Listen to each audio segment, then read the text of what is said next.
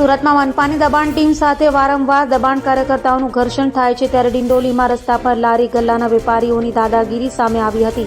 દબાણ દૂર કરવા છતાં અધિકારીઓ સાથે ઝપાઝપી કરી હોવાનો બનાવ બનવા પામ્યો છે. સુરતના ડિંડોલી વિસ્તારમાં રસ્તાઓ પર દબાણ કરીને વેપાર કરતા લારી ગલ્લાના વેન્ડરો સામે મનપાની દબાણ ખાતાની ટીમ દ્વારા કાર્યવાહી કરવામાં આવી હતી. આ દરમિયાન સ્થાનિક વેન્ડરોએ મનપાની કામગીરી સામે દાદાગીરી કરી વિરોધ નોંધાવ્યો હતો.